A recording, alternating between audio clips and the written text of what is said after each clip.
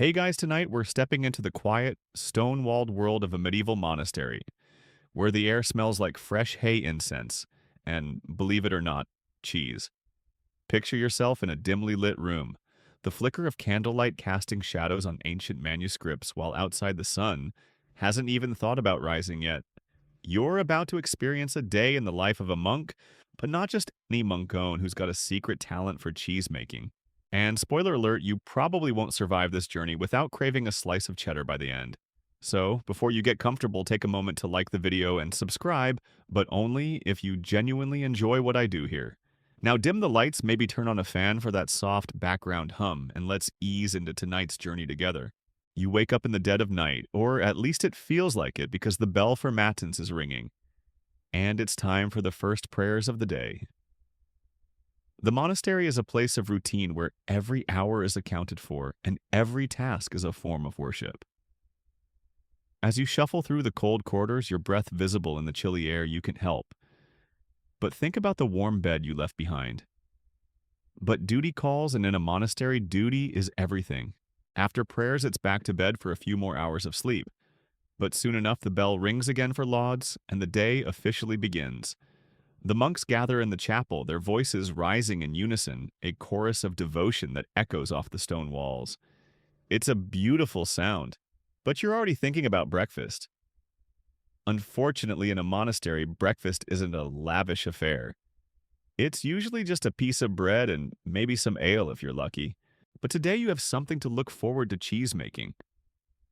You see, monasteries in the Middle Ages were more than just places of prayer. They were self-sufficient communities.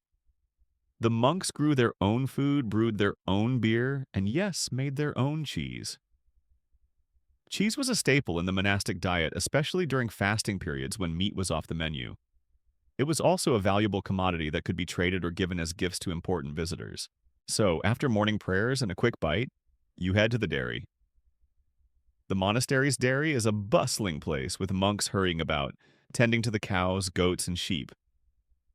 The air is thick with the smell of milk and manure, but you've gotten used to it. Your job today is to help with the cheese making, a task that requires patience, skill, and a steady hand. The process starts with milking the animals. You grab a wooden bucket and a three-legged stool and you sit down next to a cow named Bessie. She's a gentle creature, but she's not too fond of being milked, so you have to be careful. With each squeeze, the milk squirts into the bucket, a rhythmic sound that's almost hypnotic. Once the bucket is full, you carry it to the cheese room where the real work begins. In the cheese room, the milk is poured into a large cauldron and heated over a fire. As the milk warms, you add rennet, a substance that causes the milk to curdle. Rennet was traditionally made from the stomach lining of young calves, but don't worry, we won't go into too much detail about that. Once the milk is curdled, you stir it gently, breaking up the curds into smaller pieces. Next, you drain off the whey, the liquid part of the milk, leaving behind the solid curds.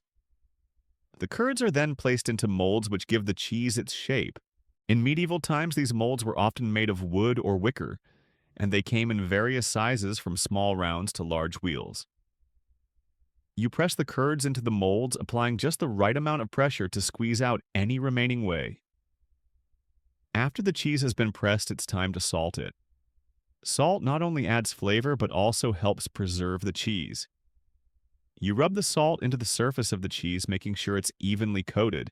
Then the cheese is left to age in a cool, dark place like a cellar or a cave. The aging process can take anywhere from a few weeks to several months, depending on the type of cheese. As you work, you can't help but admire the craftsmanship involved in cheese making. It's a skill that's been passed down through generations, and each monastery has its own secret recipes and techniques. Some cheeses are soft and creamy, others are hard and tangy, but all of them are made with care and dedication. But cheese making isn't just about the process, it's also about the community. In a monastery, everyone has a role to play, and cheese making is a task that brings the monks together. It's a time for conversation, for sharing stories, and for bonding over a shared goal. And when the cheese is finally ready, it's a source of pride for the entire community. Of course, not everything is perfect in the world of monastic cheese making. There are challenges like dealing with spoiled milk or pesky rodents trying to get a taste of the cheese. And then there's the issue of left-handedness. You see, in the Middle Ages, left-handed people were often viewed with suspicion, and some even believed that left-handedness was a sign of the devil. This superstition extended to cheese making, and there were those who thought that cheese made by a left-handed monk might be cursed or tainted in some way. But that's a story for another section. For now, you're content to focus on the task at hand, knowing that your hard work will result in a delicious and nutritious food that will sustain the monastery for months to come. As the day draws to a close, you join the other monks for Vespers, the evening prayers. The chapel is filled with the scent of incense, and the flickering candles cast a warm glow on the faces of the monks. You feel a sense of peace and fulfillment, knowing that you've contributed to the life of the monastery in a meaningful way. And as you drift off to sleep that night, you can't help but dream of cheese wheels of it stacked high in the cellar, waiting to be enjoyed. It's a simple pleasure, but in the quiet, disciplined world of the monastery, it's one of the small joys that make life worth living. You wake up to the sound of the bell tolling for lauds, the first light of dawn creeping through the narrow window of your cell. It's still early, but you're used to it by now. You throw on your habit, splash some cold water on your face, and make your way to the chapel. The air is crisp and the monastery is quiet except for the soft footsteps of your fellow monks. You take your place in the choir and the familiar chants begin. The prayers are a comfort, a steady rhythm that anchors your day. After lauds, it's time for breakfast. You head to the refectory where a simple meal awaits bread ale and, of course, cheese. The cheese is a staple here, and you can't help but feel a sense of pride, knowing that you had a hand in making it. As you eat, you think about the day ahead. Today, like most days, will be filled with prayer work and study. But the work that excites you the most is cheese making. It's a craft that requires skill and patience, and it's something you've come to love. After breakfast, you make your way to the dairy. The cows are already waiting, their breath visible in the cool morning air. You grab a bucket and a stool and begin the task of milking. It's hard work, but there's something meditative about it. The rhythmic sound of milk hitting the bucket is soothing, and you find your mind wandering to the prayers you chanted earlier. Once the milking is done, you carry the buckets to the cheese room. Here, the real work begins. You pour the milk into a large cauldron and light the fire beneath it. As the milk heats, you add the rennet, watching as it slowly transforms into curds and whey. While the milk is curdling, you have a moment to catch your breath. You step outside and take in the view of the monastery grounds. The gardens are lush with herbs and vegetables, and you can see the other monks tending to their tasks. Some are working in the fields, others in the scriptorium copying manuscripts. But your attention is drawn back to the cheese room. It's time to cut the curds. You take a long knife and carefully slice through the solid mass, breaking it into smaller pieces. Then you stir the mixture, helping the whey to separate. As you work, you can't help but think about the history of cheese making in monasteries. It's a tradition that dates back centuries, and monasteries were often at the forefront of agricultural innovation. They developed new techniques and shared their knowledge with the local communities. In fact, many of the cheeses we know today, like Gouda and cheddar, have their origins in monastic cheese making. It's a legacy that you're proud to be a part of. But not everything is straightforward. There's an ongoing debate among historians about the exact methods used by medieval monks. Some argue that they used wooden molds, while others believe that wicker was more common. There's also disagreement about the types of rennet they used.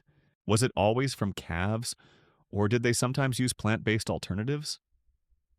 These are questions that may never be fully answered, but they add to the mystique of monastic cheese-making.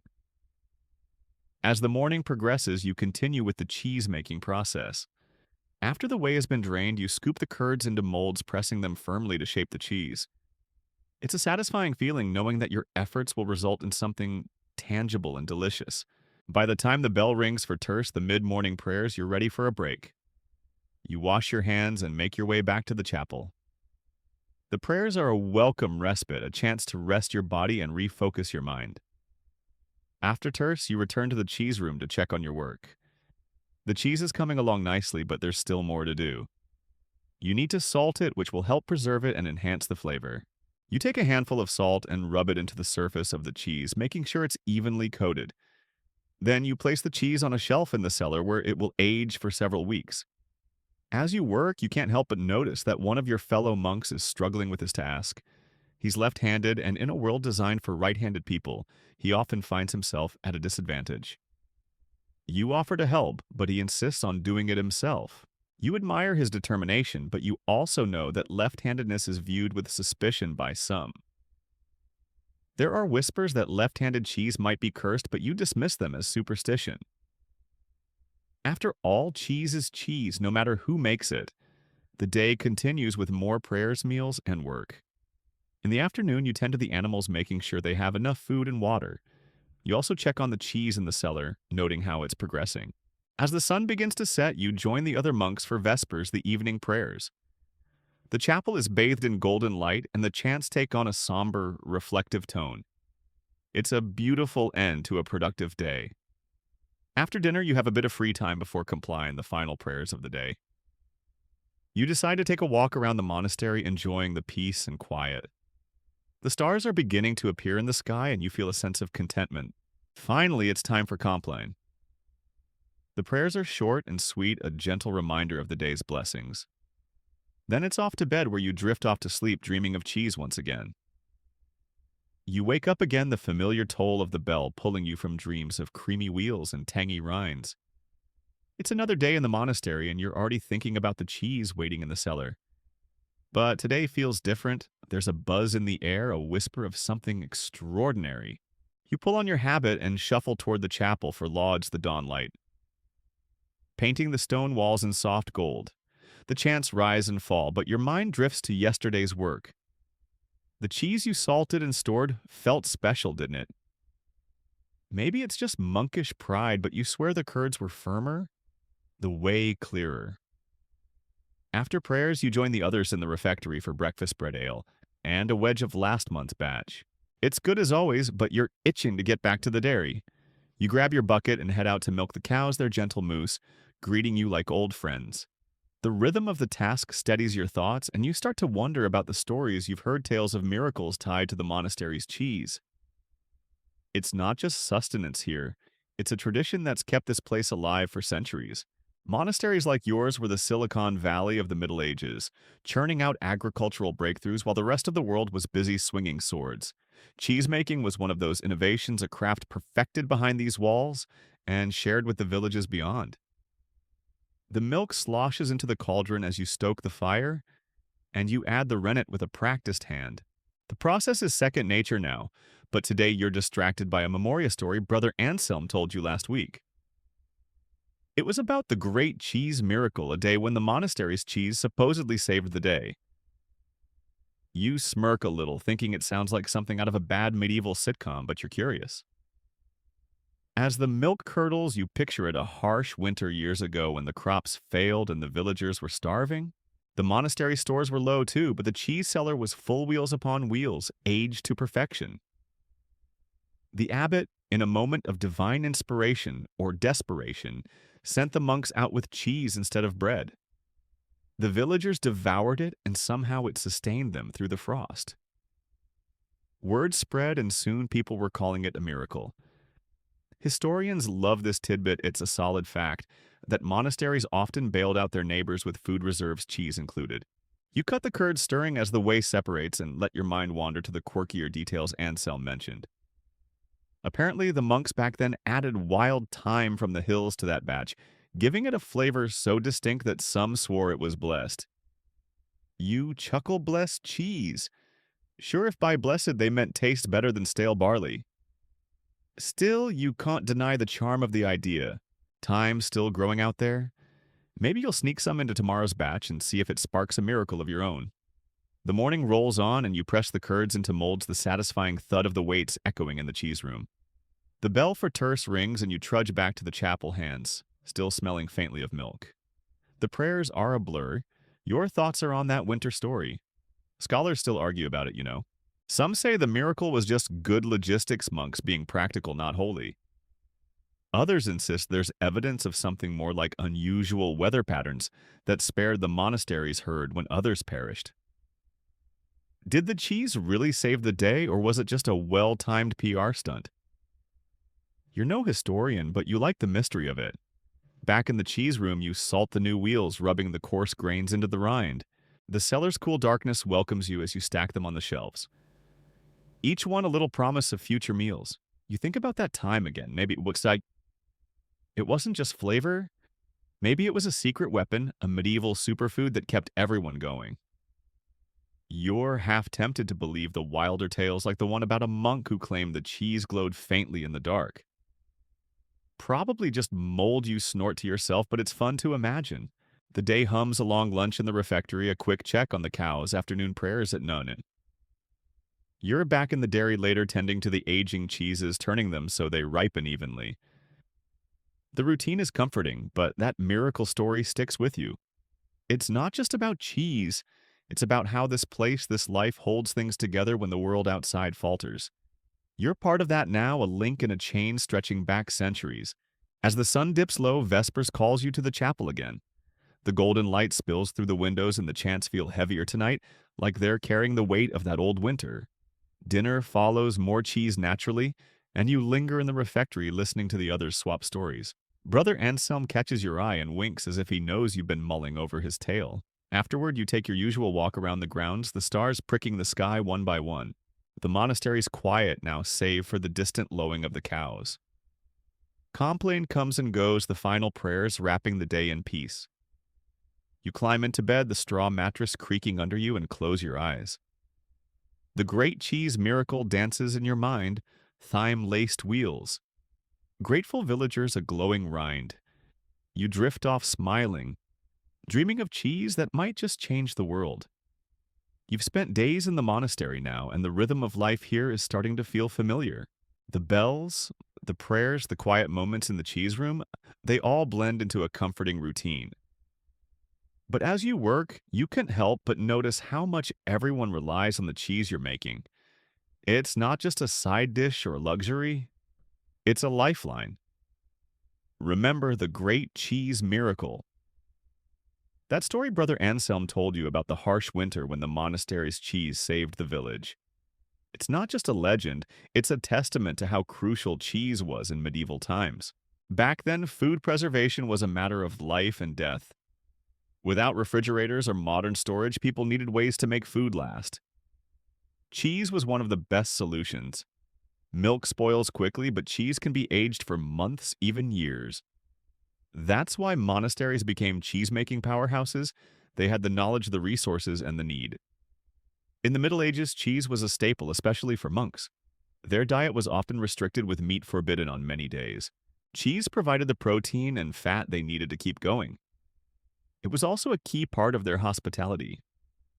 When travelers or pilgrims stopped by, a wedge of cheese was a common offering. It was a way to share the monastery's bounty and to fulfill their duty of charity. But cheese wasn't just about sustenance. It was also about economics. Monasteries were self-sufficient communities, but they still needed to trade for things they couldn't produce themselves. Cheese was a valuable commodity. It could be bartered for grain cloth or tools. Some monasteries even became famous for their cheese, attracting buyers from far and wide. Imagine that, a medieval cheese brand complete with its own loyal following. You're starting to see why cheese making is such a big deal here. It's not just a task. It's a tradition, a craft passed down through generations. Each wheel carries the weight of history, of survival, of community.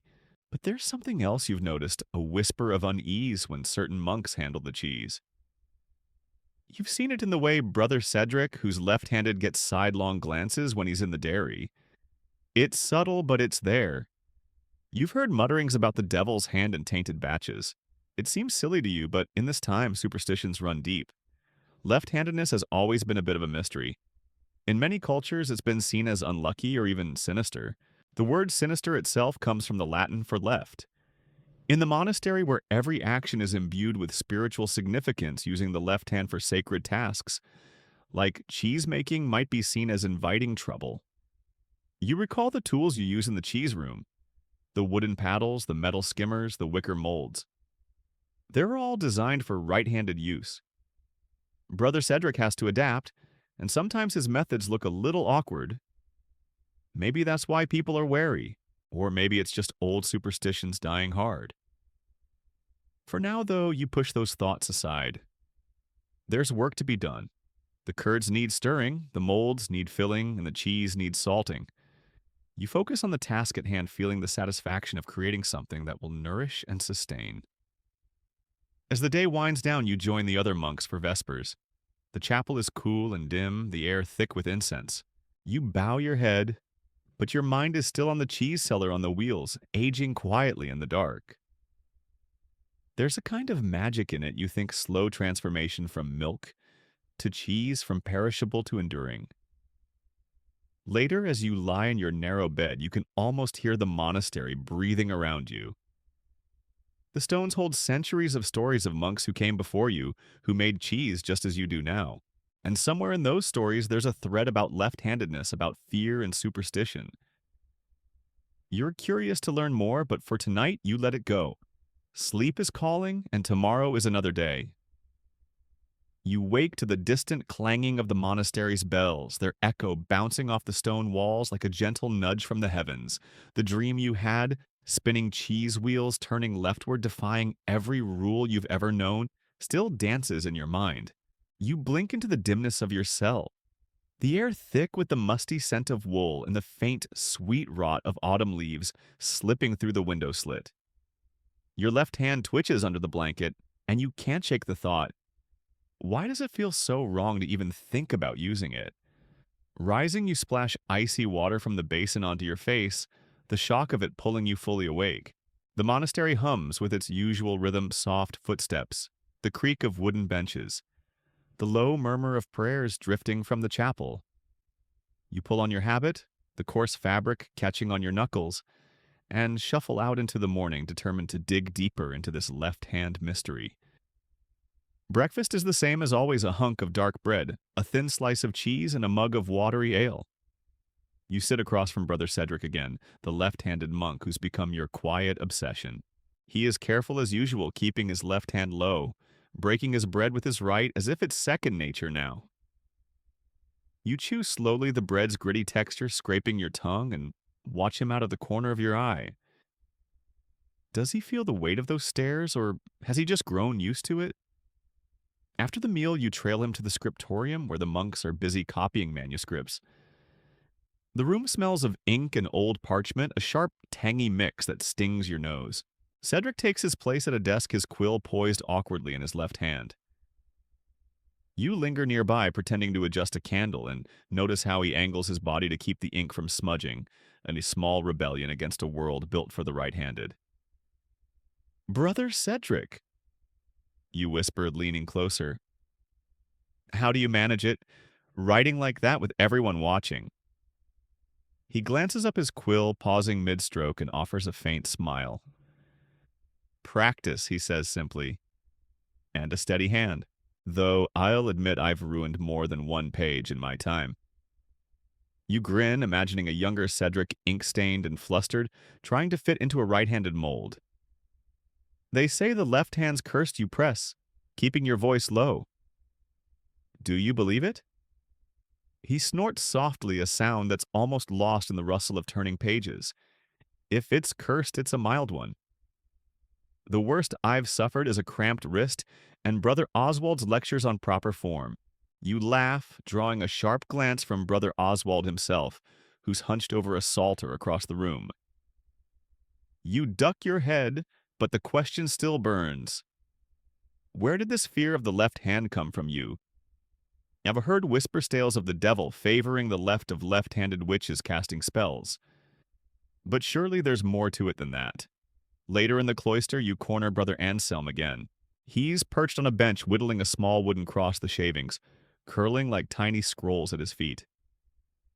The air here is fresher, laced with the earthy scent of damp moss clinging to the stones. "Brother Anselm," you begin, "tell me more about the left-hand thing. Why is it such a fuss he doesn't look up his knife, scraping rhythmically against the wood?" "It's older than the church itself," he says after a pause. Goes back to the Romans even further. The Latin word for left sinister says, "It all doesn't it? Bad omens, dark deeds." By the time Christianity took hold, it was already tangled up in ideas of good and evil. The right hand blesses the left hand, Well, it doesn't. You frown kicking at a pebble. But why it's just a hand? Anselm chuckles, setting the cross aside. People fear what's different, lad. Most folk are right-handed, always have been. So the left-handed one stood out. Add a few Bible verses about the right hand of God, and suddenly it's holy writ. Plus there's the practical bit swords, shield tool saw made for the right. A left-handed man could throw everything off. You picture a left-handed knight swinging a sword from an unexpected angle, catching his foe off guard. It's a thrilling thought, almost heroic. So it's not all superstition, you say.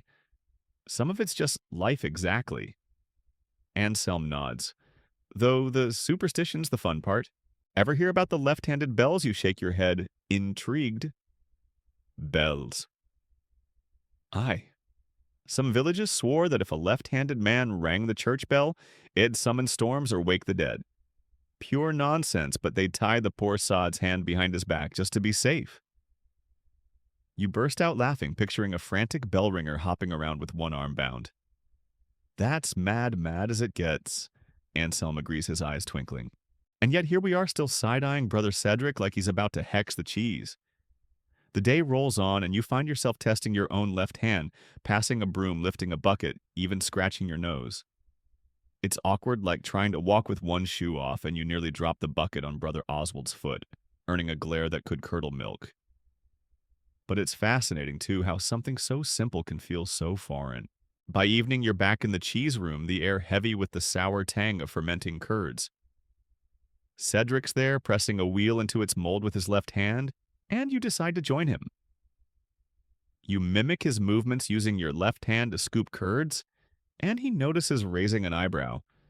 Trying to join the cursed club, he teases. Maybe you shoot back, grinning.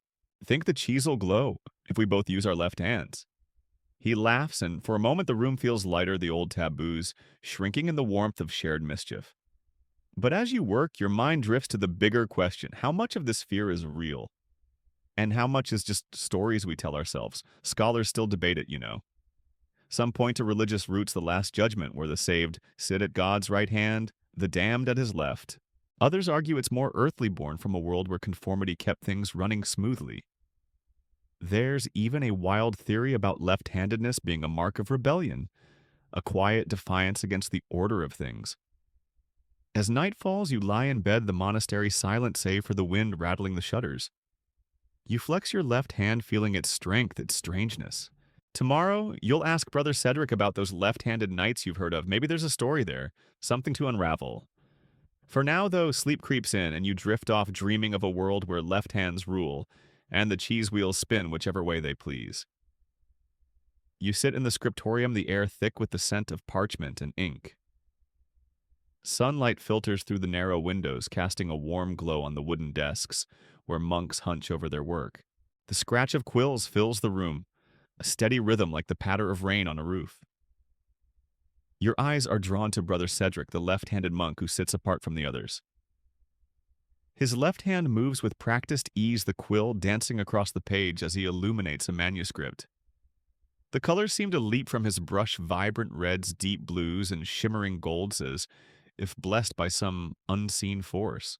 You can't help but admire his skill, yet you know that his left-handedness sets him apart in this monastery where tradition and conformity reign supreme. The religious significance of hands. As you watch, you recall a lesson from the abbot about the significance of hands in Scripture. The right hand of the Lord is exalted, he had intoned, quoting the Psalms. The right hand of the Lord does valiantly. The message was clear: the right hand was favored, a symbol of strength and divine blessing.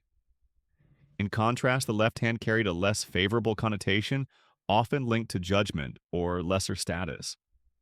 At the Last Judgment, the sheep are placed at the right hand, the goats at the left. Could being left-handed then be seen as a mark of spiritual deficiency? You shake your head, dismissing the notion. Brother Cedric is as devout as any monk here, his faith unwavering. Yet you've heard the whispers some view. His left-handedness with suspicion, murmuring about unnatural tendencies or a predisposition to temptation. A left-handed novice's journey. You remember when Brother Cedric first arrived at the monastery, a young novice eager to serve. The other monks had watched him warily, especially when he reached for the bread with his left hand during meals.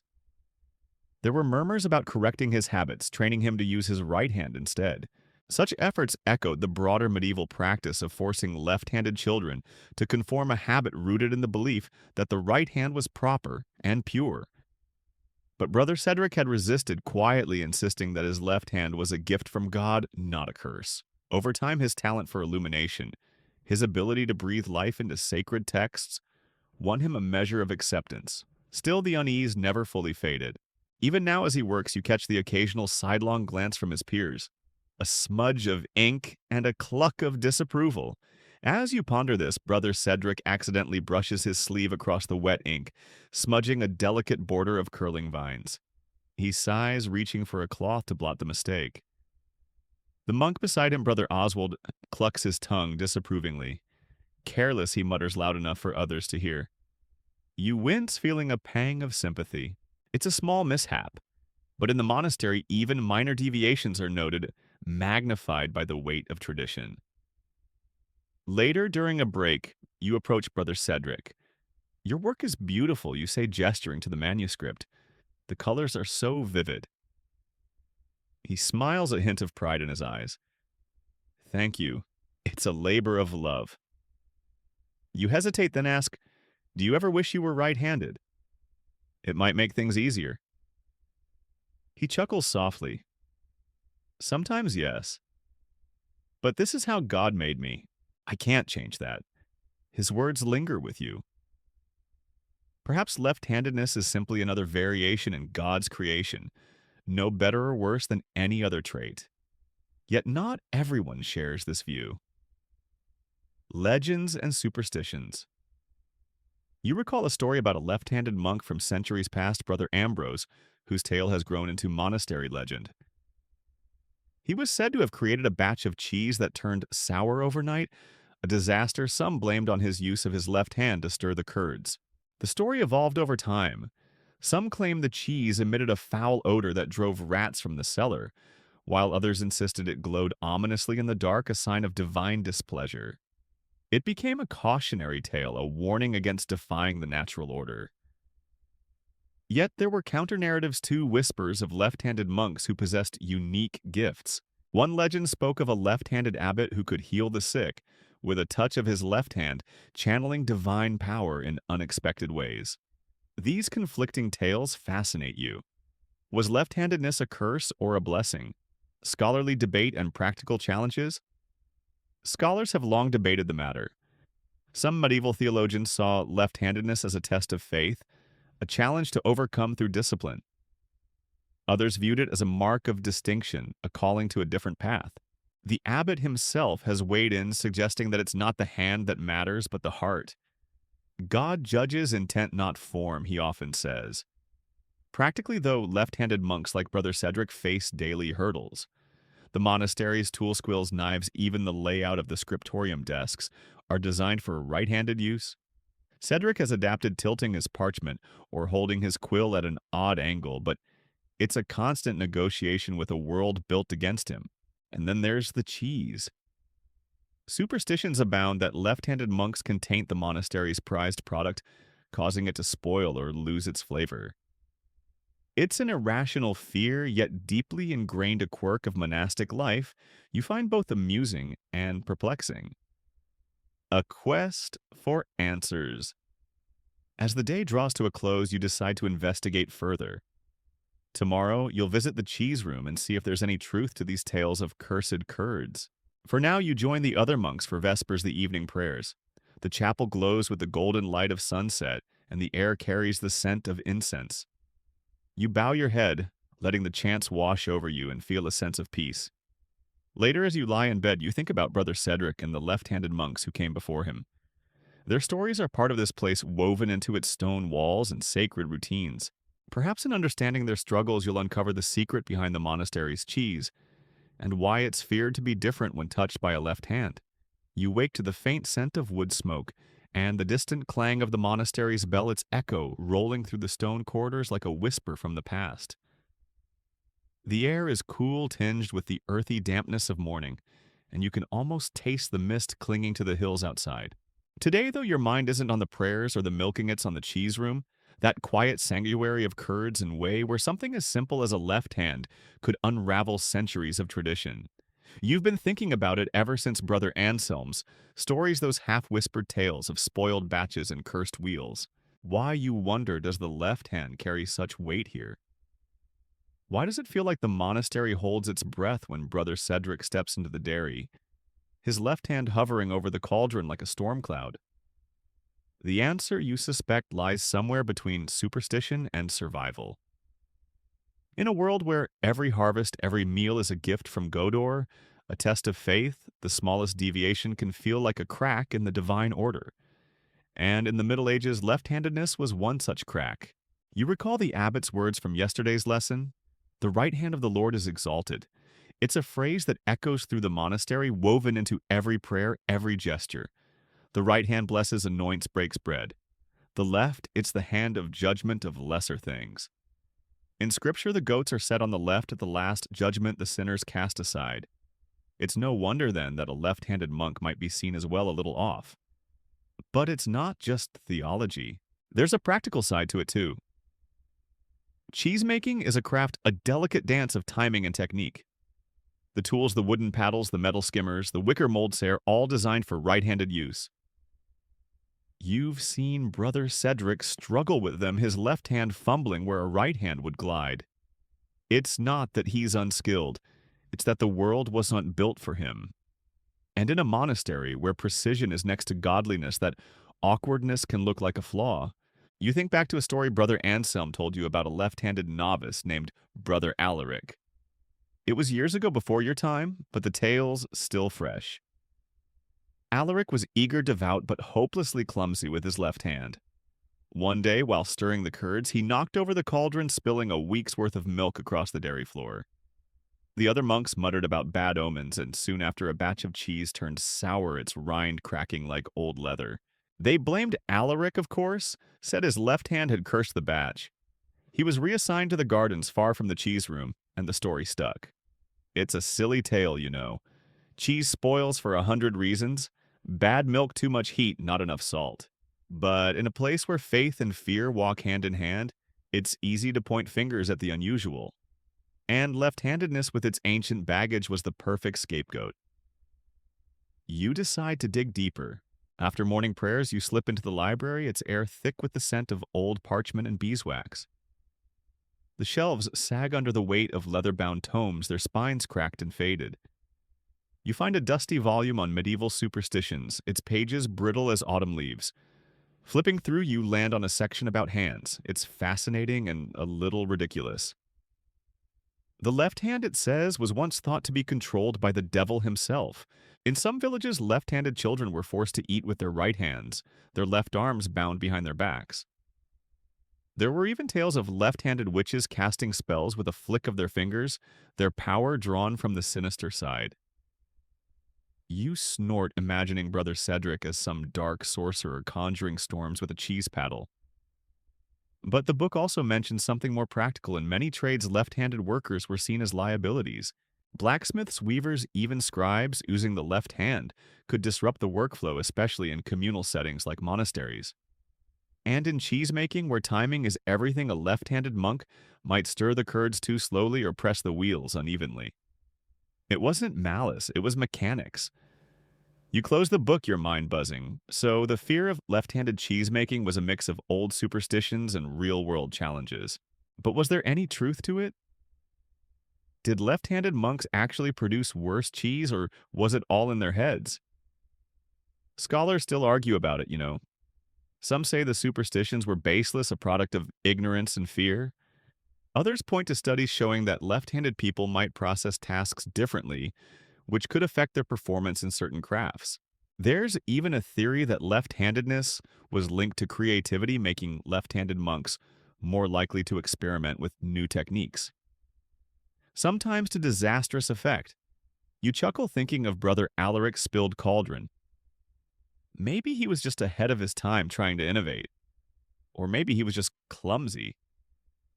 Later in the cheese room, you watch Brother Cedric work. As careful and methodical, his left hand moving with a grace that defies the whispers. The curds are perfect, the whey draining clear and steady. You help him press the wheels, the wooden molds creaking under the weight, and you can't help but admire his skill. If there's a curse here, you think it's in the minds of those who doubt him. As the day fades, you join the monks for vespers, the chapel's candles flickering like tiny stars. The chants rise and fall, a soothing wave of sound, and you feel the tension ease from your shoulders.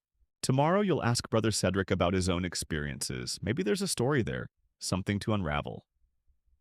For now, though, you let the mystery rest content to drift on the current of the monastery's quiet rhythm.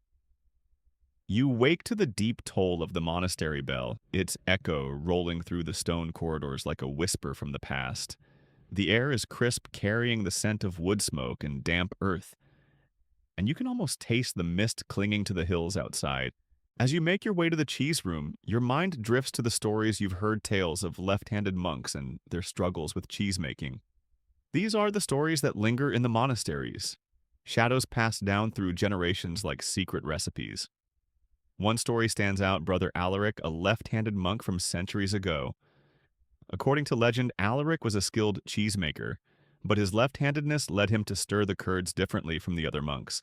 Instead of the usual clockwise motion, he stirred counterclockwise, creating a gentle whirlpool in the cauldron. This unique technique produced a cheese with a marbled appearance and a rich, creamy flavor, unlike anything the monastery had ever tasted. At first, the other monks were skeptical, whispering about his unnatural methods. But when they tasted the cheese, their doubts melted away. It became a favorite among the monks and the local villagers, and Alaric's left-handed stirring was celebrated as a gift rather than a curse. They say you could smell the tangy richness of his cheese from the cloister, a warm promise of something extraordinary. Not all stories of left-handed monks end so sweetly, though. Some tales speak of monks who were shunned or even punished for their perceived clumsiness. In a world where tools, wooden paddles, iron skimmers, even the layout of the cheese room were designed for right-handed use, left-handed monks often struggled to keep up. Their awkwardness was seen as a flaw, a disruption in the sacred rhythm of monastic life.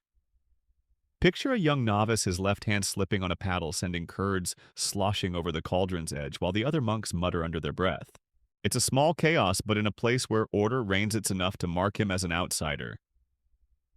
Then there's Brother Cedric, a left-handed monk whose story is etched into the monastery's lore. When he first arrived, his peers mocked him for his fumbling hands, snickering as he wrestled with tools that didn't fit his grip. But Cedric was stubborn as stone. He spent long nights in the cheese room, the air thick with the warm, sour scent of fermenting milk, experimenting, until he found his own way. Like Alaric, he stirred counterclockwise, but he added his own twist, kneading the curds with a rhythm that coaxed out a texture both firm and velvety. The result was a cheese that sang on the tongue, a deep, earthy flavor with a hint of nuttiness. At first the monks scoffed, but one taste silenced them. The abbot himself declared it a marvel, and soon villagers were trekking up the muddy hill paths, coins jingling in their pockets, just for a wedge of Cedric's creation. Cedric's path wasn't easy, though. Before the monastery, he'd faced cruelty in his village. Left-handed children were branded as troublemakers, their hands bound behind their backs or struck with switches to correct them. The villagers whispered that left-handedness was a mark of the devil, a superstition that clung like damp rot. When Cedric arrived at the monastery, he carried that shame in his shoulders, but he also carried a quiet fire. The cheese room became his refuge, a place where his left hand wasn't a curse, but a tool of transformation. Over time, his cheese didn't just win over the monks, it rewrote his story. There's another tale too, one that's half lost to time but still whispered on cold nights. Brother Dunstan, a wiry left-handed monk with a mop of red hair, didn't set out to be a cheesemaker. He was a scribe by trade, but a clumsy spill of ink left hand, of course, earned him a stint in the cheese room as punishment. At first he was hopeless, dropping molds and curdling milk too soon. The other monks rolled their eyes, but Dunstan had a knack for noticing things. He saw how the curds clumped differently depending on the weather, how a little extra pressure changed the texture. One damp spring, he pressed a batch too hard by mistake, and the result was a dense golden cheese that cracked with flavor sharp and bright, like a shout in the silence. The monks couldn't get enough, and Dunstan, the accidental cheesemaker, found his place among them. As you work in the cheese room, the stories hum around you. The slosh of the curds, the creak of the press, the faint tang hanging in the air, it's a living echo of those left-handed monks. Were they really cursed, or was it just fear and habit that held them back? Scholars argue over it still. In medieval times, left-handedness was tangled up in superstition. Some saw it as a devil's trick, others just a practical nuisance in a right-handed world. But here in the monastery, those differences became something more. Alaric, Cedric, Dunstan, they turned their struggles into strengths, leaving behind cheeses that still flavor the monastery's history. You finish your work, hands sticky with whey, and feel a thread tying you to those monks of old. The monastery is a tapestry of tradition and change, where even the oddest threads weave something beautiful. You think back to the great cheese miracle when the monks' wheels of cheese rolled down the hill to feed a starving village. It's a tale of survival, but it's also a bridge to Noah time when left-handed quirks aren't feared but cherished. Next, we'll wander into how the monks shared their cheese with the world, beyond the walls, offering hospitality and hope to travelers and the poor. You wake to the gentle hum of the monastery, the air thick with the scent of wood smoke and the faint tang of aging cheese. The stone walls are cool to the touch, and the morning light spills through the narrow windows, casting long shadows across the floor. Today, though, your thoughts aren't on the cheese room or the milking shed. They're on the travelers who arrived late last night, their weary faces lit by the flicker of the hearth as they huddled in the guest hall. You've seen their kind before: pilgrims, merchants, the occasional beggar drawn to the monasteries, promise of shelter and sustenance. And of course, a wedge of the monastery's famous cheese. In medieval times, monasteries were more than just places of prayer and contemplation. They were beacons of hospitality, offering food, rest, and care to anyone who knocked on their gates. It was a sacred duty rooted in the teachings of Christ. I was hungry, and you gave me something to eat. I was thirsty, and you gave me something to drink. I was a stranger, and you took me in. The monks took this to heart, and cheese, nutritious, portable, and long-lasting, was the perfect gift for those in need. You make your way to the guest hall, the scent of fresh bread and warm ale mingling with the earthy aroma of the stone floors. The travelers are gathered around a long wooden table, their faces softer now, less lined with worry.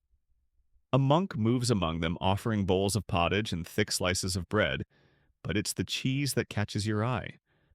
Wheels of it, golden and firm, are stacked on a side table, their rinds glistening in the morning light. Each guest receives a generous wedge wrapped in cloth for the road ahead. You watch as a young pilgrim, his cloak tattered and his boots worn thin, takes a bite. His eyes widen and a smile spreads across his face. "This is the best cheese I've ever tasted," he says, his voice thick with awe. You can't help but grin. It's the same reaction every time. The monastery's cheese isn't just food. It's a taste of home, a reminder that even in the harshest of times, there's goodness to be found. But it's not just about hospitality. Cheese was a form of charity, a way for the monks to share their bounty with the wider world. In the Middle Ages, poverty was rampant, and monasteries often served as the social safety net of their day. They fed the hungry, clothed the naked, and cared for the sick, all while tending to their spiritual duties. Cheese, with its high nutritional value and long shelf life, was an ideal way to help those in need. You recall a story Brother Anselm told you about a particularly harsh winter when the village below the monastery was struck by famine.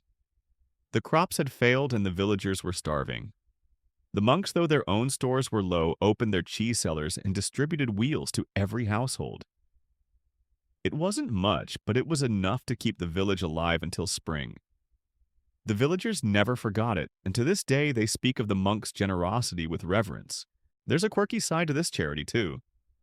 You've heard tales of monks slipping extra wedges into the packs of travelers they particularly like, or in one case hiding a small wheel in the cloak of a pompous noble who'd been rude to the abbot. The noble, unaware of the gift, rode off with the cheese tucked against his back, only to discover it later, much to his confusion. The monks chuckled about it for weeks, imagining the noble's bewilderment as he pulled a perfectly aged cheese from his cloak. But cheese wasn't just for the needy. It was also a diplomatic tool, a way for the monastery to curry favor with local lords and bishops. A well-timed gift of cheese could smooth over tensions, secure a favorable ruling, or even win a patron for the monastery's latest building project. You picture the abbot, his face solemn, presenting a wheel of the finest cheddar to a visiting bishop, the air thick with the scent of wax and herbs. It's a small gesture, but in the intricate dance of medieval politics, it's a move that could tip the scales. As you help clear the table, you think about the travelers who've passed through these halls. Each one leaves with a story, a memory of the monastery's warmth and generosity, and each one carries a piece of the monastery with them, wrapped in cloth and tucked into their packs. It's a quiet kind of evangelism, spreading the word of the monks. Good works one wedge at a time. Later, as you stand in the cheese room, the air heavy with the sour tang of fermenting curds, you feel a sense of pride. The cheese you're making isn't just for the monks or the villagers. It's for the world beyond the walls, a gift to those who need it most. You think back to the great cheese miracle when the monks' wheels rolled down the hill to feed a starving village. It's a story of survival, but it's also a testament to the power of charity, of sharing what you have, no matter how little. Next, we'll explore how the monks' cheese-making techniques evolved over time, leading to innovations that would shape the future of cheese production.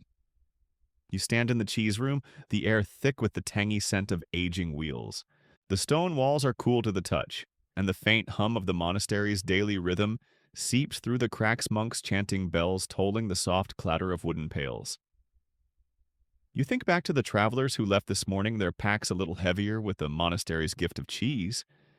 It's a small act, but one that ripples through the community, binding the monks to the world outside. You can still see their wine-chapped faces breaking into grateful smiles, hear the murmured blessings as they trudged off into the misty dawn. It's moments like these that make the long hours in the dairy worthwhile, your hands still sticky with whey, your tunic dusted with salt. But charity comes at a cost. The monastery's cheese stores are dwindling faster than they can be replenished. You've noticed the shelves growing bare, the once abundant stacks shrinking with every departing guest. The abbot has noticed too, his brow furrowing during his last inspection. He's tasked the monks with finding ways to increase production without sacrificing the quality that makes their cheese a quiet legend. It's a tall order, but one that sparks a flicker of excitement in the cheese room. The monks are nothing if not resourceful. Centuries of prayer and labor have honed their knack for turning scarcity into abundance. You can feel the buzz in the air, a mix of anticipation and determination.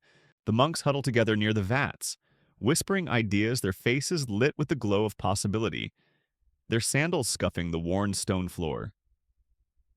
You watch as Brother Cedric, the left-handed monk, stirs a cauldron of curds with his usual counterclockwise motion. He's always been a bit of a maverick, his odd habits earning him fond chuckles from the others. Today, he's trying something new, adding a handful of wild thyme to the mix. The herb's sharp, earthy scent cuts through the dairies, richness curling up in green tendrils of fragrance that tickle your nose. You wonder if this could be the next great innovation, a flavor to set tongues, wagging from here to the next valley. Brother Cedric's eyes are bright with focus, his left hand steady as he sprinkles the thyme into the cauldron, the curds bubbling softly beneath his wooden spoon. You can almost taste the potential in the air, a hint of something wild and new, mingling with the familiar creaminess. Meanwhile, Brother Anselm is tinkering with the aging process down in the cellars. He's convinced that burying the cheese wheels in the monastery's cool, damp undercroft will coax out deeper, richer flavors. He's already dug a small pit and lined it with straw, his tonsured head bobbing with enthusiasm as he explains his theory. You help him lower a wheel into the pit, the earth swallowing it like a secret kept between you and the stone walls. Brother Anselm's hands are caked with dirt, his fingernails black with soil, but his smile is wide as he pats the ground smooth. "Just wait," he says, his voice a conspiratorial whisper. "This will be something special." You can't help but grin back, caught up in his quiet fervor. Not all experiments are successful, of course. You recall the time Brother Oswald, ever impatient, tried to speed up the aging process by leaving a batch of cheese near the kitchen hearth. The result was a melted, gooey mess that smelled like a barnyard after a rainstorm and tasted even worse. The monks still tease him about it, calling it Oswald's folly in hushed laughing tones over their evening broth. You can still hear their mirth echoing through the refectory, a chorus of good-natured ribbing that makes the stone halls feel a little warmer. Brother Oswald takes it in stride, though his cheeks flushing pink, with a mix of embarrassment and amusement as he vows to stick to milking the cows next time. But there are triumphs too. Brother Cedric's time-infused cheese is a hit, its flavor complex and lingering a dance of herbaceous bite and mellow creaminess on the tongue. The villagers can't get enough of it, their eyes lighting up when they spot it at the monastery gate. Soon, other monasteries are sending letters sealed with wax and scribbled with eager questions about the recipe. You've watched Brother Cedric unroll the parchment, his left hand tracing the words as he beams with pride. What was once a quirk is now a symbol of innovation, a small rebellion against the ordinary that's paid off in spades. Brother Anselm's buried cheese, meanwhile, emerges from the earth after weeks of patient waiting, its rind as hard as stone, and its flavor so intense it brings tears to your eyes. It's not for the faint of heart, sharp and earthy, with a tang that lingers like a memory, but it's a testament to the monk's ingenuity. You take a small bite, the taste exploding on your tongue, a mix of damp soil salt and something almost mystical, as if the cheese has absorbed the prayers chanted above it. It's like tasting the monastery itself, its history and its secrets pressed into every crumbly bite. The other monks gather round, nodding in approval, though Brother Oswald wrinkles his nose and mutters something about sticking to plain whey next time. These innovations don't stay within the monastery walls for long. Traveling monks carry the recipes and techniques to other abbeys, their sandals kicking up dust on winding roads as they share tales of time and buried wheels. Pilgrims too spread the word to their home villages, their voices buzzing with excitement as they describe the monastery's marvels over flickering hearth fires. Before long, the monastery's cheese is famous far and wide, a symbol of both spiritual devotion and culinary excellence. You imagine the cheese wheels journeying across the countryside, tucked into saddlebags and rattling carts, each one a small ambassador of the monks, craft a testament to their quiet, stubborn creativity. As you help stack the newly pressed wheels, their surfaces still soft and pale, you realize that the monks' experiments are more than just a way to meet demand. They're a form of prayer, a way to honor God's bounty by pushing the boundaries of what's possible with milk and time. And who knows? Maybe one of these innovations will change the world of cheese forever. You think back to the great cheese miracle from years past when the monk stores saved the village from famine, still told with reverence around winter fires. It's a reminder that even the smallest acts of creativity, like a pinch of thyme or a wheel in the dirt, can ripple outward in ways you can't yet see. Next, we'll explore how the monks' cheesemaking techniques influenced the wider community, shaping the economy and culture of the medieval world. The sun dips lower now, casting long shadows across the monastery's stone walls.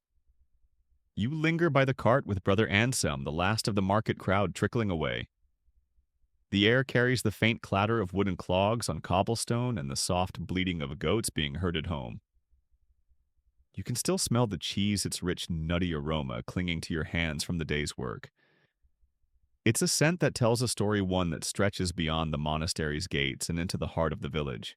You picture the villagers in their thatched cottages tonight, gathered around rough-hewn tables. They'll slice into the monastery's cheese, its pale flesh crumbling under their knives, and pair it with coarse bread and a mug of ale. It's a simple meal, but it's one that binds them to this place, to the monks, to each other. The cheese isn't just food, it's a currency of trust, a promise kept between the monastery and the people. In years when the harvest failed or the river flooded, it was the monks' wheels that filled empty bellies. Their generosity, a quiet anchor in the storm. And oh, how the village has grown because of it. You've heard the elders talk of the old days before the monks perfected their craft. Back then, the market was a sleepy affair, just a handful of stalls with wilted greens and a few sour apples. Now it's a riot of life. You've seen weavers from the next valley haggling over bolts of cloth, their fingers stained with dye, and blacksmiths trading iron tools for a taste of the monk's latest batch. The cheese has turned this little corner of the world into a crossroads, a place where paths and fortunes meet. It's not all smooth sailing, though. You've caught snippets of conversation at the market grumbles from a merchant who swears a rival monastery's cheese tastes suspiciously similar. They've pilfered the recipe. He mutters, his beard bristling with indignation. You wonder if he's right. The monks guard their methods like a sacred relic, but secrets have a way of slipping through the cracks. Brother Cedric once joked that the only way to keep the recipe safe would be to bury it with the cheese, and even then Old Man Hargrove might dig it up by mistake.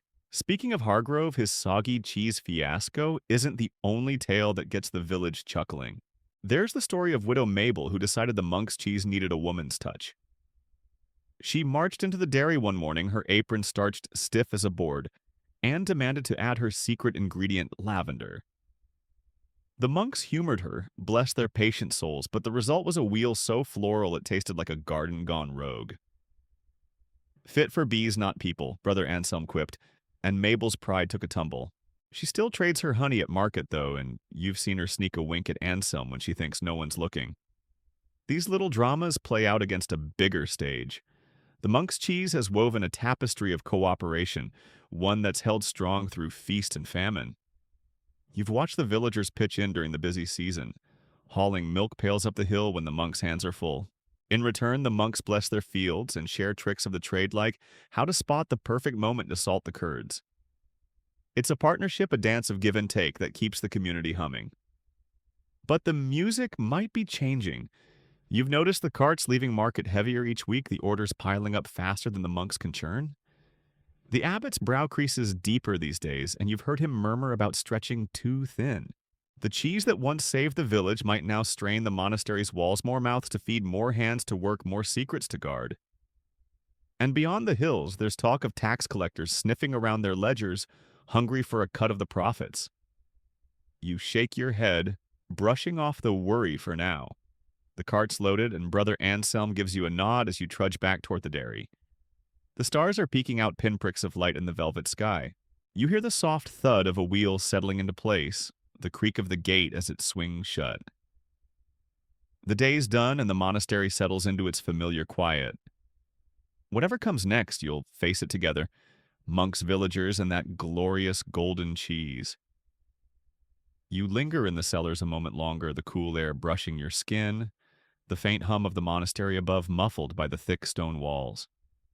The cheese wheels surround you, each one a silent witness to the monk's labor and care. But as you run your fingers along a wax-coated rind, you realize there's more to these cheeses than just sustenance. In medieval times, cheese was a treasure, a symbol woven into the fabric of monastic life, and you're about to discover why.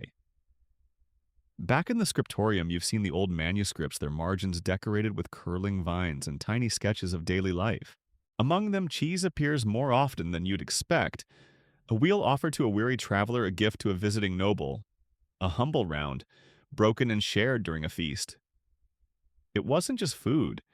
It was a currency of kindness, a way to show hospitality in a world where generosity could mean survival.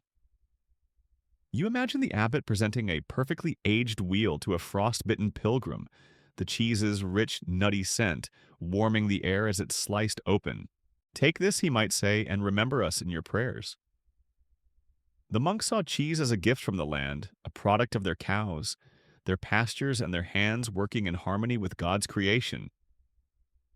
It was a small miracle of transformation. Milk turned into something lasting, something that could sustain them through lean winters or unexpected famines. You've heard Brother Anselm call it the patience of the earth made edible, and there's truth in that. Down here in the cellars where the wheels age slowly, you can almost feel that patience seeping into the stones.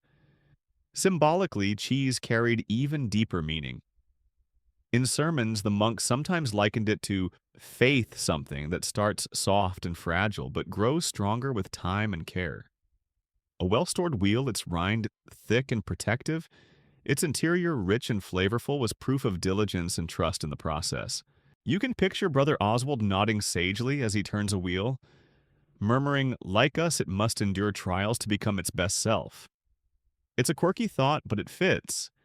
The cheese, like the monks, is shaped by its environment, its challenges, and the hands that guide it. Culturally, cheese was a bridge between the monastery and the outside world. You've learned that the monks traded it with nearby villages, swapping wheels for grain, or wool, strengthening ties with their neighbors.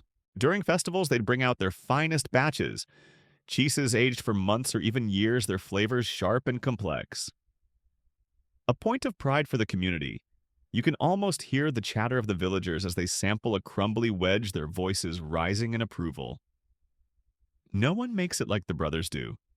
It was a reputation, hard-earned, built on the careful storage techniques you've seen firsthand, the cool cellars, the wax coatings, the vigilant cats. There's a story you love, one the monks tell with a twinkle in their eye. Years ago, during a particularly harsh winter, a rival monastery sent a messenger begging for aid. The abbot, rather than hoarding their stores, loaded a cart with cheese dozens of wheels, each one a masterpiece of preservation. The messenger returned months later with a letter of thanks, and a small lumpy cheese of their own, making a token of gratitude. It wasn't as good as yours, the monks admit with a chuckle, but the gesture cemented a friendship that lasted generations. You can't help but smile at the thought cheese as a peacemaker, a diplomat in rind and wax. Scholars note that cheese's role in medieval life went beyond the practical. Some suggest it was a status symbol.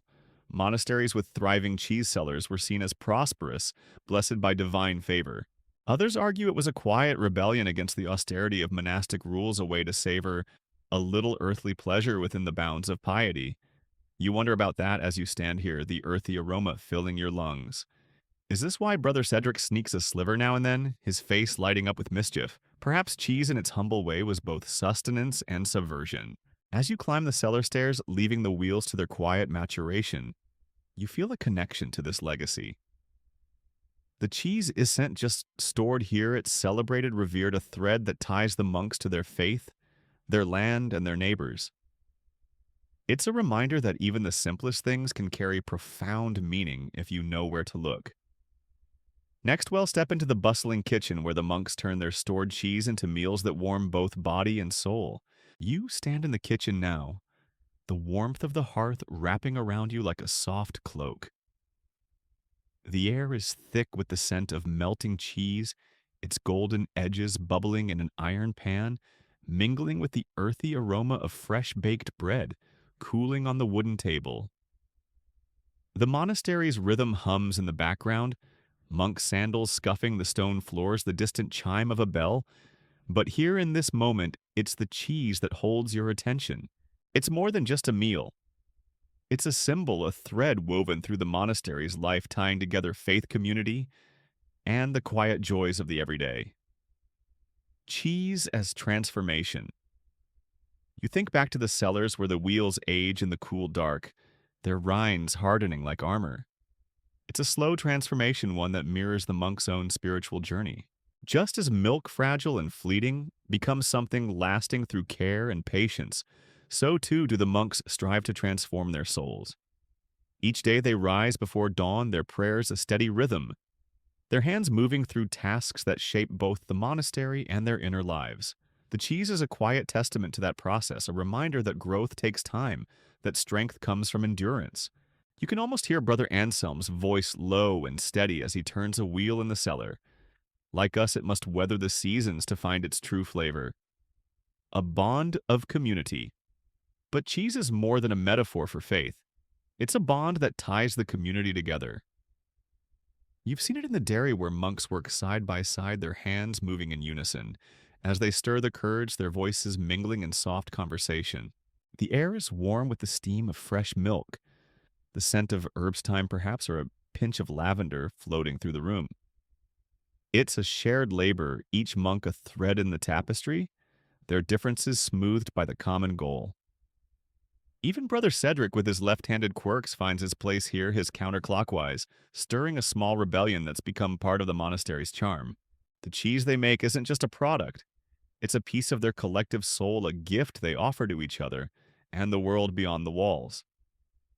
A taste of rebellion, and oh, the world beyond. For all its practicality, cheese was also a quiet rebellion against the monastery's austerity. The rules were strict, meals were simple, pleasures few, but a sliver of cheese could be a fleeting comfort, a taste of the world's richness. You picture a monk weary from a long night of prayer, sneaking a bite in the dim glow of the scriptorium, the creamy texture melting on his tongue like a secret kept between him and the night. It's a small indulgence, but in a life of discipline, it's a reminder that joy can be found in the humblest of things. Historical threads. In medieval times, cheese wove its way into the broader tapestry of life, serving as a currency of its own. You've heard tales of the abbot presenting a massive wheel to a visiting bishop, its rind waxed to a golden sheen, its weight a testament to the monastery's prosperity. The bishop's eyes would widen his fingers, brushing the smooth surface, and you can imagine the abbot's quiet satisfaction as he murmured a small token of our devotion. It was diplomacy and dairy form a way to secure goodwill or soften a hard bargain. Sometimes the monks even paid their taxes and cheese cartloads of it, trundling down the hill to the local lord's manor. Each wheel a grudging acknowledgement of earthly authority. Feasts and celebration feasts brought that joy to the surface. During harvest festivals or holy days, the monks would break out their finest wheelsage to perfection, their flavors sharp and complex. You can almost see the refectory transform the long tables, laden with bread ale and platters of cheese, the air filled with laughter, and the clink of mugs. The monks, usually so solemn, would let their guard down their faces, softening as they shared stories and songs. It was a time when the monastery felt less like a fortress of faith and more like a home bound by the simple pleasure of good food and good company. A scholarly debate. Scholars still debate the role of cheese in medieval culture. Some see it as a symbol of divine providence, a gift from the land blessed by God. Others argue it was a marker of status monasteries. With thriving cheese sellers were seen as favored, their larders a sign of heavenly approval. And then there are those who view it as a quiet act of defiance, a way for the monks to carve out a sliver of earthly delight in a life otherwise dedicated to the spirit. You smile at the thought, wondering which camp brother Cedric would fall into his left hand, cradling a wedge of time-infused cheese like a treasure. Back to the kitchen. As you watch the cheese sizzle in the pan, its edges crisping to a golden brown, you feel a connection to this legacy. The monk's cheese isn't just stored in the cellars, it's etched into their history, a symbol of transformation, community, and the small, stubborn joys that make life worth living. You take a deep breath, the scent of melting cheese filling your lungs, and feel a quiet contentment settle over you. It's a simple thing, but in this moment, it's everything.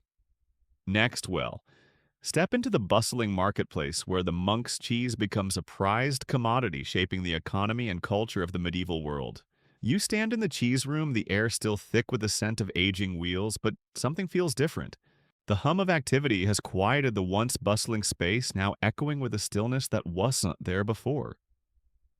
The wooden shelves, once stacked high with golden rounds, now hold fewer cheeses, their surfaces gathering a thin layer of dust. You run your fingers along a wicker mold, its weave worn smooth from years of use, and wonder when at last cradled a fresh batch of curds. The monastery's rhythm is shifting, and with it the heartbeat of the cheese room seems to slow. It's not just your imagination. Over the past few months, the monks have been talking about it in hushed tone, show the dairy feels emptier, how the milk pails aren't as full as they used to be. Brother Anselm, with his usual knack for noticing things, mentioned it first. The cows aren't giving as much, he said one morning, his brow furrowed as he stirred a cauldron of curds. And the villagers, they're buying less. You've seen it too, the market carts returning with unsold wheels, their rind still glistening but unwanted. The villagers, once eager for the monastery's cheese, now seem distracted, their coins spent elsewhere. You've heard the whispers of change. The world beyond the monastery walls is shifting, and it's starting to seep through the cracks. The rise of commercial cheese production has brought new players to the market, merchants with carts full of cheaper, faster-made cheeses, their flavors bland, but their prices tempting. The villagers, always practical, are drawn to the lower cost, even if it means sacrificing the rich, nutty taste of the monk's carefully aged wheels. You can't blame them. Times are hard, and a penny saved is a penny for the hearth. But it stings knowing that the monastery's cheese, once a prized treasure, is now competing with pale imitations. It's not just the economy, though. There are rumblings within the monastery itself. The new abbot, a stern man with a fondness for reform, has been pushing for changes. He speaks of efficiency of focusing on prayer over labor of letting the outside world handle the earthly tasks. Our hands are meant for the scriptures, not the cheese press, he declared at a recent chapter, meeting his voice sharp as a blade. You felt the room tense, the older monks shifting uncomfortably on their benches. For them, cheese making isn't just work, it's a form of worship, a way to honor God's gifts. But the abbot's words linger, and you've noticed fewer monks assigned to the dairy, their places taken by hired hands from the village. Then there are the external pressures. The region has been restless with rumors of war flickering like distant lightning.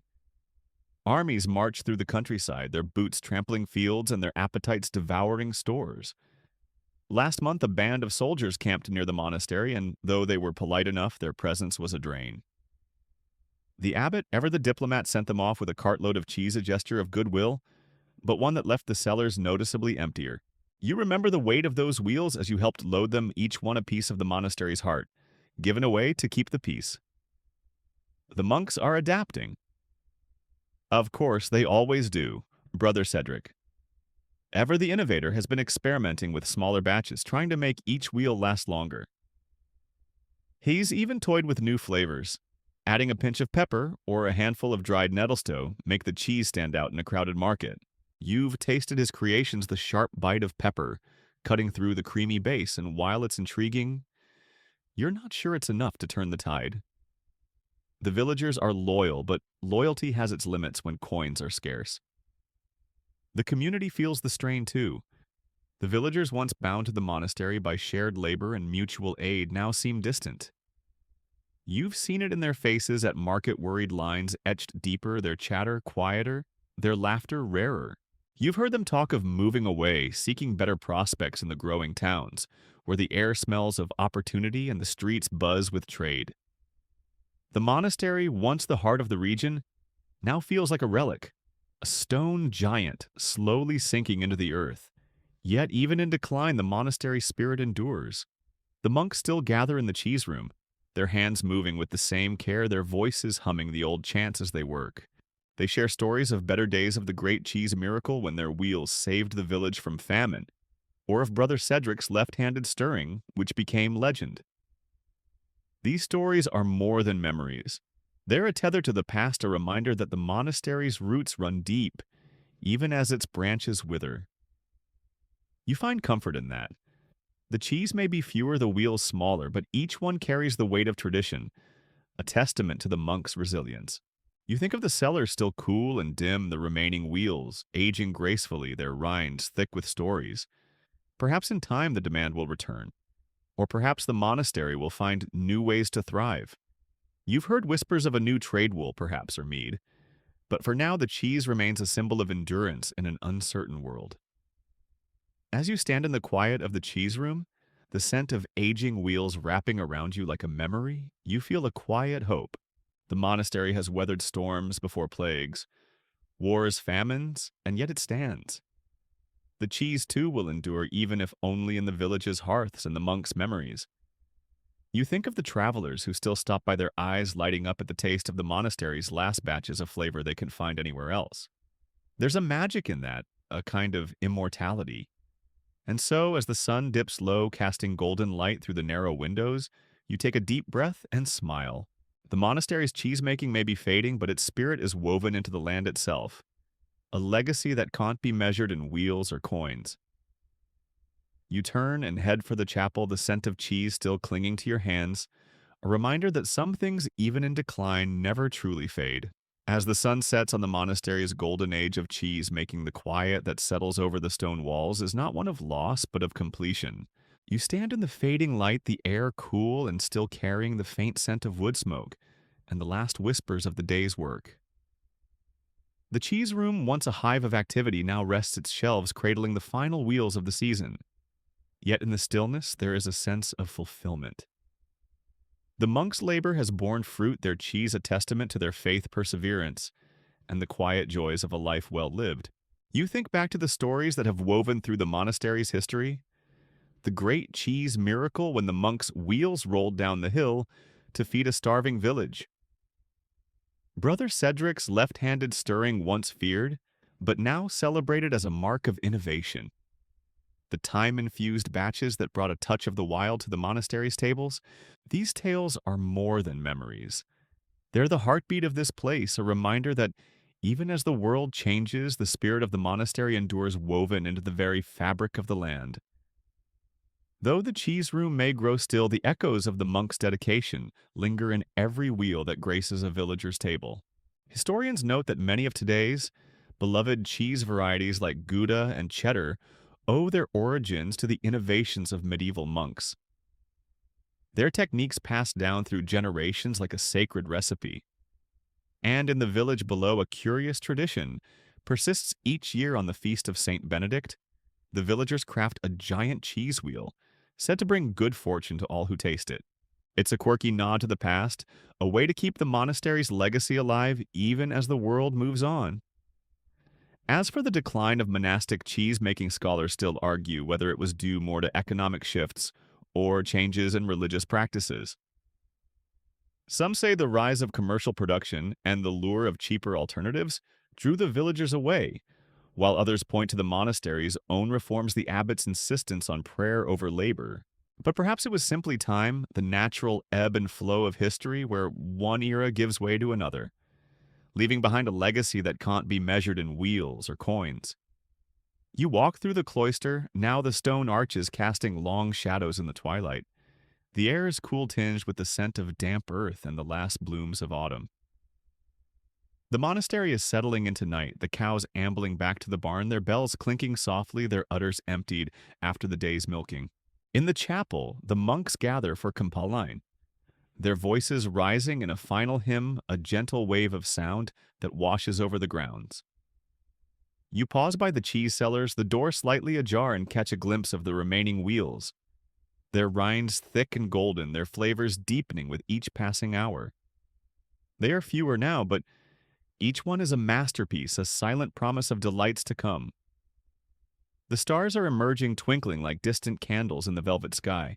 The monastery embraces the night, its stone walls holding centuries of stories of monks who toiled and prayed, who laughed and struggled, who made cheese not just to survive, but to thrive.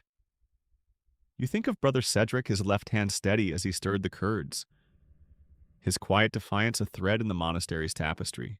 His story, like so many others, is etched into this place, a reminder that even the smallest acts, whether it's a pinch of thyme or a wheel buried in the earth, can leave a lasting mark. As you make your way to your cell, the monastery's rhythm slows the day's work done. The monks, their hearts light with the knowledge of a job well done, retire to their beds, the straw mattresses creaking under their weight. Outside, the fields lie quiet, the cows dreaming of green pastures, their gentle breaths mingling with the cool night air. The cheese sellers, too, are at rest, the wheels aging gracefully, their secrets locked in time. And so as the monastery drifts into slumber, you too can rest knowing that the stories of the past will always be there waiting to be rediscovered. The monastery's cheesemaking may have faded, but its spirit is woven into the land itself, a legacy that can't be measured in wheels or coins. It's a quiet end, yes, but one filled with peace, with the promise that some things, even in their stillness, never truly fade. The night deepens, the monastery wrapped in a blanket of silence, the kind that feels like a soft sigh after a long day. You lie in your narrow bed, the straw mattress cradling your tired body, the woolen blanket pulled up to your chin. The air is cool but not cold, carrying the faint scent of incense from the chapel and the earthy aroma of the fields beyond. Outside, the stars twinkle in the vast sky, their light filtering through the narrow window, casting a gentle glow on the stone walls. You close your eyes and the day's images drift through your mind, the golden wheels of cheese, the monk's steady hands, the quiet pride in their work. But now those images soften like a painting left in the sun, their edges blurring into something dreamlike. The monastery is at peace, its heartbeat slow and steady, a rhythm as old as the hills. In the distance, you hear the faint hoot of an owl, its call a lullaby for the night. The cows are asleep in the barn, their breaths deep and even their bells silent. The cheese sellers, too, are quiet, the wheels resting in the cool dark, their flavors deepening with each passing moment. It's a world suspended in time, a place where the past and present meet, where the simple act of making cheese becomes a story worth telling. As you drift closer to sleep, you feel a sense of calm wash over you like a warm tide, pulling you gently into the depths. The monastery stories are safe, tucked away in the stone walls and the hearts of those who remember. And as you surrender to the night, you know that tomorrow the sun will rise again, the bells will toll, and the monastery will continue its legacy as enduring as the stars above. Sweet dreams, dear listener, and may your nights be as peaceful as a monastery under the stars.